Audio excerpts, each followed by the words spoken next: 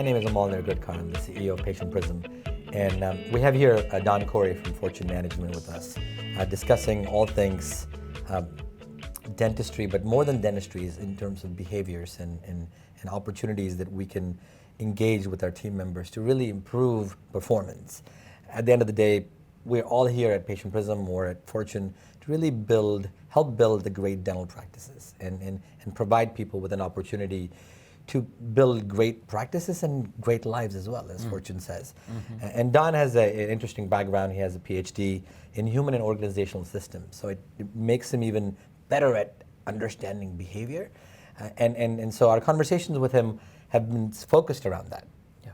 One of the things that every dental practice wants in order to grow the business is a good source of referrals. You want your patients to refer you their friends and family and coworkers and everything else. How do you really thank people? Like, how do you develop that system in a dental practice? Yeah. Well, the first thing, of course, you need to do is ask for referrals. Okay. So what's the best time to ask for a referral? Okay.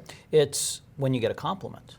So if we can train our team to say something like, thank you so much for the compliment. We love compliments. And the best compliment you can give us is to refer your family and friends. Absolutely. And by the way, here's 2 $100 gift cards that you can share with people that you know. Absolutely. Now, we did 3 things with that statement after a compliment. First is we acknowledge the compliment, thank you. Absolutely. Second is, if you noticed, we gave a compliment back. We want patients just like you. Right. And the third is we anticipate their question about the gift cards by making sure that they let us know who referred them so we know who to thank. Right. And so now, how do you thank patients? We need to do that consistently, by the way. We need to ask for referrals consistently on a daily basis. Every day, yeah. And we want to thank them so that we encourage the behavior. We're talking about behavior. This is how you encourage the behavior. Right. So what's the best way to do that? The best way to do that is a handwritten thank you note with a personalized gift. If you can make it personal, it has all that much more meaning. So, for example, could we give coffee cards to a coffee drinker? Or movie tickets to someone we know that loves the movies? Or a sleeve of golf balls to a golfer? Here's a cool trick. I learned this from Bernie Stoltz, who's the CEO of Fortune Management. And he says, if you have a patient that works in an office building, send them flowers. Because what happens when you send flowers to a workplace? What happens when they show up? All work stops, right? And then, of course, people come over and ask, who sent you the flowers? Right. Oh, my dentist sent me the flowers. Really? You're dating your dentist?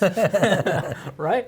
So then, of course, that spreads like wildfire. That's visibility. That's beautiful, yeah. Yeah. Another cool example is we have a client in New York, outgoing, energetic client. And this patient happened to mention that he loved Carvel ice cream. Okay. Carvel ice cream. So he ended up referring 3 patients to the practice. Okay. So the doctor got in her car, went to the supermarket, picked up a Carvel ice cream cake, and hand delivered it to the patient. Now, what did that cost? Maybe $20, maybe 20 minutes of her time. Absolutely. But how much is that worth? It is immeasurable, really, I would argue. I say this all the time in an era where everything has become digital and we seem to be losing touch with people because we're doing our interactions on the phone or on social media. The importance of high touch, I think, is even more today than ever before. Yeah. And I think what I'm understanding from you is you've got to thank people in a high touch way. Handwritten is great. Understanding your patients' wants and needs and what they like. It's important to document that somewhere as part of your intake process. If you have an intake process in your as you take history, which is critical, is to be able to do that, because when the hygienist comes in or whoever it is, if you learn something about a patient that needs documentation, like for example this Carvel cake, right? If you learn that, it needs to go into some sort of a CRM system, especially if you're a larger organization, because it's easy to forget that, and especially when the next time the patient comes, you want to make sure there is a mention of that, because people really like when you remember things about them. For sure. And it's a great segment. I love the fact that you mentioned that if you don't make it high touch and you don't make it personalized to that particular patient, just giving everybody a Starbucks gift card is not going to work, right? It's got to be, if they're not a coffee drinker, then it doesn't really matter, right? So a great segment. I love the fact that we're talking about this in 2019. So thank you so much. Perfect. My pleasure.